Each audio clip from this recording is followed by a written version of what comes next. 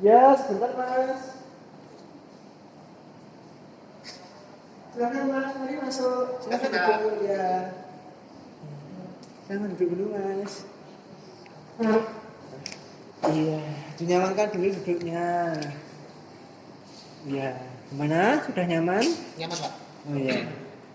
Ini sebelumnya Mas Ilham dari mana ini? Kok tadi tiba-tiba masuk ke ruangan saya? Nah ini kan tadi habis istirahat Pak. Iya. Terus sebenarnya ini kan masuk kelas, tapi saya tadi sudah izin sama Pak Adi. Iya. Saya mau ke ruang BK dulu gitu. Oh gitu.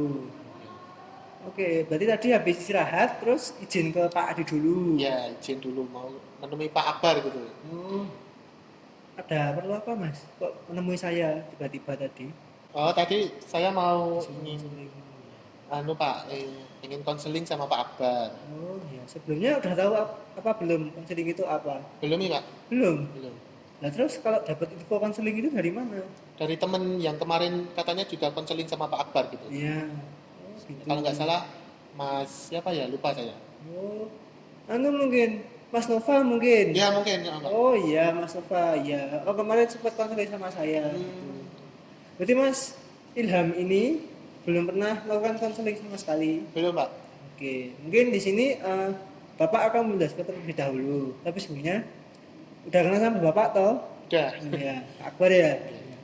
Oke, jadi konseling ini merupakan sebuah sesi di mana ada dua pihak, yaitu yang satu bernama konselor, yaitu saya di sini, dan ada konseli atau klien, yaitu Mas Ilham ini. Nah, tujuannya konseling itu apa? Nah, tujuan dari konseling itu adalah untuk membantu konseli atau klien, yaitu Mas Ilham, untuk membantu menyelesaikan masalah atau memberikan solusi mengenai permasalahan yang sedang dialami oleh Mas Ilham ini. Nah, output atau hasilnya apa? Nah, diharapkan nanti setelah konseling itu nanti si konseli atau klien ini dapat terselesaikanlah masalahnya. Kurang lebih seperti itu. Oh iya. Nah, dan di konseling itu ada beberapa asas Mas yang kami pegang. Yang pertama ada asas keterbukaan. Nah, asas keterbukaan itu apa? Asas keterbukaan adalah ketika kita melakukan sesi konseling ini, nah itu diharapkan kita memiliki rasa saling terbuka. Jadi apa yang sedang Mas Ilham rasakan, apa yang sedang Mas Ilham pikirkan itu diharapkan itu bisa terbuka. Jadi tanpa perlu ditutupi gitu. Nah, kenapa Mas Ilham perlu terbuka? Nah, karena ada asas selanjutnya yaitu asas kerahasiaan Mas. Ya, jadi setiap apa yang Mas Ilham ceritakan, apa yang Mas Ilham rasakan nanti sampaikan kepada saya, nah nanti akan saya jaga kerahasiaannya. Itu. Jadi info yang Mas Ilham katakan atau Mas Ilham berikan kepada saya itu nggak akan sampai kemana-mana. Makanya kan Mas Ilham pasti juga pernah kan kalau beberapa kali di kelas gitu tiba-tiba ada guru yang mengatakan kalau jangan seperti kelas ini karena kelasnya ini. Nah, di sini guru BK tidak seperti itu Mas. Jadi insya Allah rahasia yang atau permasalahan yang sedang Mas Ilham alami ini nggak akan sampai kemana-mana. Jadi cukup Mas Ilham ada masalah apa silakan cerita ke saya, nanti setelah itu selesai sudah cukup. Jadi nggak akan sampai kemana-mana informasinya. Itu ya Pak? Iya. Jadi gimana Mas? Sudah paham? Paham Pak? Oke. Mungkin oh ya maaf saya hampir lupa untuk sesi konseling ini itu nanti dibatasi ya Mas. Tidak apa-apa kan? Tidak apa-apa Pak. Jadi nanti mungkin sekali pertemuan kali ini jika masalahnya itu sudah bisa terselesaikan dalam satu pertemuan, mungkin akan diberikan waktu satu kali 30 menit atau 40 menit mungkin cukup Mas. Cukup Pak, cukup. Oke, mungkin kalau bisa kurang dari itu nggak apa-apa ya. Tidak apa-apa. Oke. Nah untuk waktunya kurang lebih seperti itu. Nah, jika Mas Ilham sendiri sudah paham dan sudah merasa yakin ingin melakukan konseling, mungkin kita bisa langsung melakukan konseling gitu. Oh baik Pak. Oke. Pak. Mungkin bisa Mas untuk memulai menceritakan mengenai permasalahan yang sedang Mas Ilham alami atau mungkin sedang merasakan apa itu silahkan Mas ceritakan. Jadi gini Pak, akhir-akhir ini saya punya masalah Ya. terkait salah satu guru lah Oke. di kelas saya. Mm-mm. Kelas saya kan kelas 12, Iya. PS4. Mm-mm. Cuma itu guru saya nyebut enggak apa-apa ini. Nyebut Nggak siapa? apa-apa, nggak apa-apa. Cuma itu gurunya yaitu Pak Putra, Oh, Pak Putra ya. Putra Pak Putra. guru kimia. Ya. Nah, itu dia itu kalau ngasih tugas enggak aturan gitu loh, Pak. Nggak tahu kayak gimana Mas? Gimana ini maksudnya? Kok saya belum Kayak paham. gini.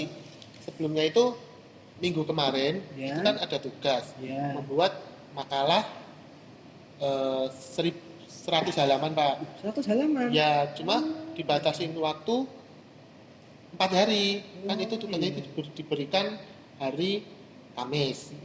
Iya Kamis. Ya, Kamis. Kamis terus Jumat, Sabtu, Minggu. Hari Senin apa Selasa? Senin, Pak. Senin. Empat Iya, hari, Seninnya. berarti. Seninnya itu suruh ngumpulin. Kamis, Jumat, Sabtu, Minggu. Ya, Seninnya itu suruh ngumpulin, Pak. Jadi padahal itu nanti kan masih membuat permasalahan ya, Pak. Permasalahan itu nanti di desa. Ya. Padahal itu nanti harus menemui Pak Kepala Desanya dulu, Pak Perangkat Desanya dulu. Kan itu lama, Pak. Belum lagi nanti terkendala Kepala Desanya tidak ada, Perangkat Desanya atau tidak ada gitu. Nah, itu terus bikin pusing gitu loh, Pak. Oke. Kalau ngasih tugas itu ndak aturan lah. Tapi di sisi lain kalau ngasih nilai beliau sangat oke, Pak. Maksudnya nilainya tinggi-tinggi gitu loh, Pak. Ya, ya. Oh, berarti kayak gitu Mas. Berarti kayak Mas Ilham ini merasa terbebani Ya, terbebani. sama tugas yang diberikan oleh Pak Putra Pak ini. Putra, iya. Karena tugas yang diberikan itu sebenarnya memerlukan proses yang sangat panjang. Iya. Jadi kalau sekitar 4 hari itu mungkin dirasa kurang. Itu hanya Mas Ilham sendiri yang mengalami atau yang Mas Ilham sendiri yang merasa demikian atau teman-teman itu juga sama? Teman-teman juga sama, Pak. Oh, berarti sama juga. Iya. Kan itu satu kelas, Pak. Dikasih tugas gitu. Itu laporan nanti dibuat makalah secara individu gitu. Iya. Oke, berarti permasalahan ini tuh sampai membuat apa ya? Mas Ilham ini tuh jadi kayak merasa kurang senang sama gurunya. Iya, Pak, kurang senang sama gurunya juga. Tapi di sisi lainnya itu, Pak, kalau ngasih nilai itu beliau selalu ngasih nilainya bagus gitu loh, Pak. Jadi kayak merasa gimana ya? Ngasih beban tugasnya susah, tapi ngasih nilai cukup, maksudnya baik gitu loh, Pak. Oke. Itu. Berarti kalau di sini tuh bisa dilihat kalau sebenarnya itu dari tugas yang dibebankan sama Mas Ilham sama nilai yang diberikan oleh Pak Putra ini apakah sebanding Mas kalau menurut Mas Ilham ini? Banding lah, Pak. Oh, sebanding. Oke, berarti untuk permasalahannya itu lebih ke arah itu ya pembebanannya itu kayak terlalu berat gitu. Iya, berat banget, Pak. Terbebani gitu loh, Pak. Oke.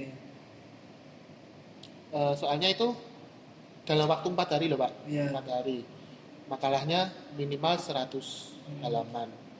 Belum nanti permasalahan yang lain seperti cari kepala desanya, nyari perangkat desanya gitu, Pak.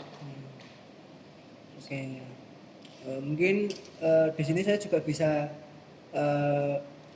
memahami ya Mas, kayak seberapa beratnya apa yang sedang Mas Ilham rasakan untuk saat ini apalagi ya, ditambah dari tekanan tugas yang berlebih gitu, terus deadline-nya yang sangatlah singkat gitu. Tapi untuk persepsi Mas Ilham terhadap Pak Putra ini sendiri kayak gimana Mas sebenarnya? Persepsi saya sih sama Pak Putra itu gimana ya, Pak? Kurang senang gitu, Pak. Jelek gitu loh, Pak. Iya, kurang senang saya. Oke. Tapi begini Mas Ilham, sebenarnya kan Mas Ilham pernah berpikir kayak sebenarnya dari beban yang diberikan oleh Pak Putra ini ada beberapa hal yang bisa jadi manfaat loh untuk aku ke depan. Gitu sebenarnya Mas Ilham udah pernah mikir itu belum? Oh, kalau manfaat sih mungkin ya belum ya, Pak. Belum bermanfaat ke depannya gitu, belum. Oke, berarti Mas Ilham masih belum bisa menemukan apa sih sebenarnya tujuan dari Pak Putra ini, ya kan? Ya. Apakah hanya untuk membebani siswanya supaya dia bisa nggak harus masuk kelas atau gimana gitu, atau memang ada tujuan lain gitu? Oke Mas, sebenarnya kalau menurut saya pribadi nih, Mas, dari kacamata saya ya, sebenarnya memang tugas yang diberikan oleh Pak Putra ini tuh sebenarnya memang berat. Apalagi diharuskan untuk apa namanya menghubungi prosesinya sangatlah panjang lah, Iya karena Pak. harus menghubungi kepala desa untuk bisa wawancara, lalu menemukan waktu yang tepat gitu. Nah, sebenarnya ada poinnya Mas di sini yang ingin Pak Putra ini sebenarnya ingin berikan ke Mas Ilham sama teman-teman semuanya mengenai tugas ini. Nah, dari kacamata saya, ini Mas ada beberapa poin yang ingin Pak Putra itu berikan. Mungkin yang pertama eh, melatih manajemen waktunya, gitu. Karena gini, ketika Mas Ilham dapat tugas kan langsung Mas Ilham berpikir kan kayak gimana cara tugas ini bisa segera selesai, caranya itu gimana? Mungkin kayak hari pertama melakukan apa, hari kedua melakukan apa, ketiga bisa mulai langsung wawancara, keempat bisa langsung melakukan laporan segala macam. Gitu pernah berpikir sampai segitu nggak Mas? Enggak sih Pak. Ya. Enggak. Jadi ya itu tadi, yang pertama itu tadi, jadi kayak bisa membuat para siswanya itu dengan waktu yang tertekan atau waktu yang sangat singkat itu bisa membuat apa namanya manajemen waktu yang baik, sehingga gimana caranya tugas yang sangatlah berat ya mungkin kalau menurut Mas Ilham sama teman-teman ini itu bisa terselesaikan dengan tepat gitu. Iya Pak. Nah, lalu yang kedua untuk melatih kerjasama. Nah, kalau yang untuk tugas yang ini itu tugasnya itu sistemnya berkelompok atau mandiri. Di situ Pak mandiri. Nah, mungkin yang Bapak maksud di sini itu bukan kerjasama antara Mas Ilham sama teman-teman. Ya itu ada, tapi itu untuk masalah koordinasi kan. Mungkin itu lebih ke arah kerjasama. Bagaimana cara Mas Ilham ini membangun kerjasama yang baik dengan pihak-pihak terkait, katakanlah kepala desa. Iya. Itu kan pasti kan ada kan, kayak caranya supaya bisa bekerjasama untuk membuat laporan. Seperti Mas Ilham bekerjasama dengan para kepala desa, Mas Ilham menginginkan data, lalu Pak kepala desa itu akan menjawab pertanyaan Mas Ilham. Itu kan masuk kerjasama kan, Iya. saling membantu satu sama lain. Nah, kan itu juga ada feedback sebenarnya Mas, baik untuk Mas Ilham maupun dari bapaknya. Kalau untuk dari Mas Ilham kan feedbacknya itu tadi, Mas Ilham bisa mengetahui bagaimana cara bonding atau pendekatan kepada orang yang lebih tua.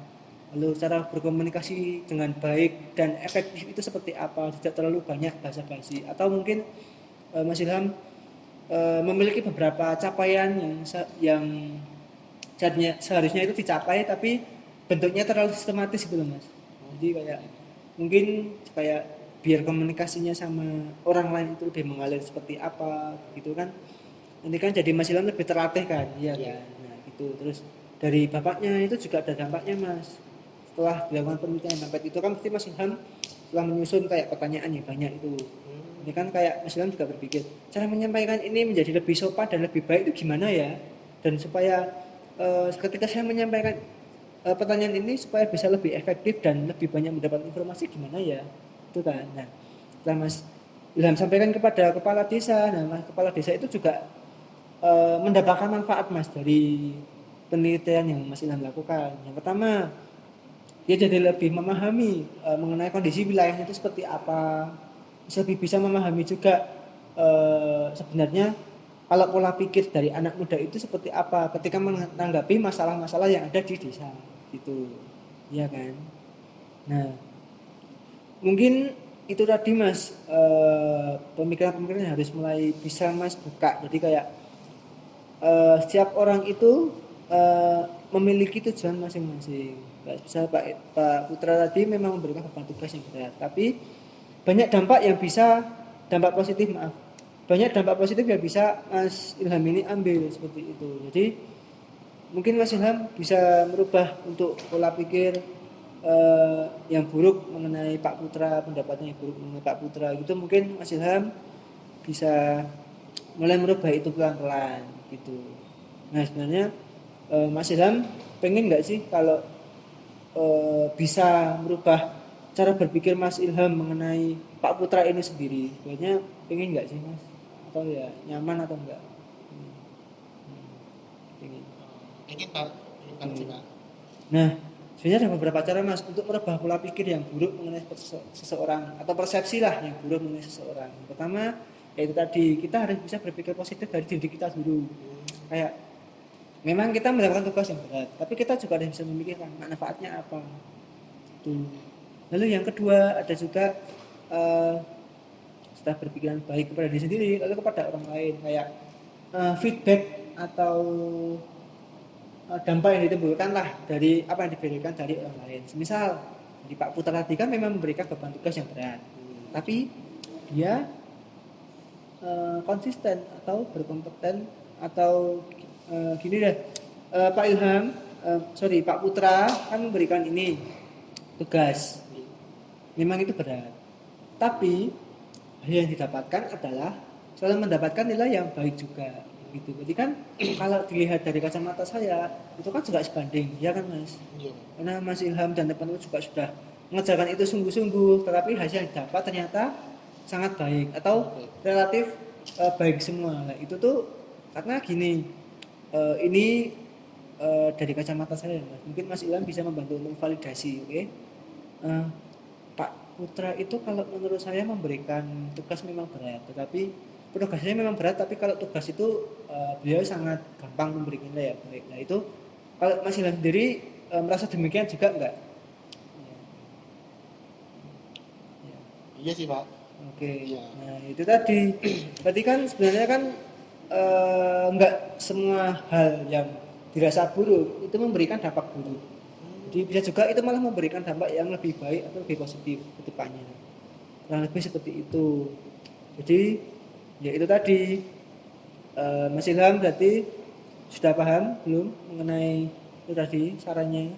Paham sih Pak, cukup paham. Dan sudah bisa merasa lega setelah saya. Lumayan Pak, lumayan lega sih. Oke, berarti Mas. Jadi dari yang saya sampaikan yaitu tadi poinnya berarti ini ya untuk poinnya. Mas Ilham ini awalnya merasakan kecemasan segala macam itu karena beban tugas yang menumpuk dari Pak Putra ini. Tapi ternyata di satu sisi Pak Putra itu juga memberikan nilai yang baik. Gitu.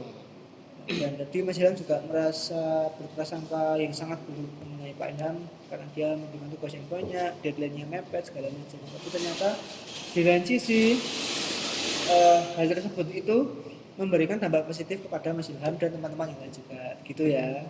Iya Pak. Oke, nah kalau untuk sesi konseling kali ini bagaimana? Apakah Mas Ilham ini sudah bisa terbantu menyelesaikan masalah atau yang sedang Mas Ilham rasakan ini, atau memerlukan sesi lanjutan? Saya kira cukup sih Pak, cukup membantu juga dari penjelasan dan saran Pak Akbar cukup. Oke. Ya itu tadi Mas, jadi kesimpulannya adalah mungkin tadi ya Mas Ilham merasa kalau Mas Ilham ini merasa terbebani oleh tugas yang diberikan oleh Pak Putra, tapi tugas-tugas itu sangatlah banyak segala macam sehingga Mas Ilham ini berprasangka buruk kepada Pak Putra. Iya betul. Nah, setelah kita melakukan konseling tadi, kita dapat menemukan solusinya. Ternyata pola pikirnya itu bisa dirubah dengan itu tadi. Masalahnya cara lebih jangan menatap egonya dulu, tapi harus kita pikir matang-matang kayak ketika kita akan melakukan A itu pasti ada dampak B dan C gitu. Jadi jangan kalau berprasangka itu buruk-buruk terus, jangan. Itu setiap perilaku buruk itu pasti ada dampak positif yang diberikan, lebih seperti itu. Nah berhubung ini waktunya juga sudah hampir habis, bentar ya Mas, saya coba cek HP dulu untuk lihat jam. Berhubung udah waktunya juga udah jam segini, mungkin untuk sesi konseling kali ini bisa saya cukupkan. Bisa Pak. Oke, mungkin untuk sesi konseling ini bisa saya cukupkan. Terima kasih ya Mas Ilham sudah mau bercerita, dan mohon maaf jika cara penyampaian saya seadanya atau gimana gitu. Saya mohon maaf. Iya Pak. Ya udah, mungkin karena berhubung ini udah masuk ya, ini jamnya sudah masuk. Ya mungkin Mas Ilham bisa kembali melanjutkan aktivitasnya lagi. Oke. Jadi saya cukup sekian. Makasih ya Pak. Ya, mari Mas saya angkat.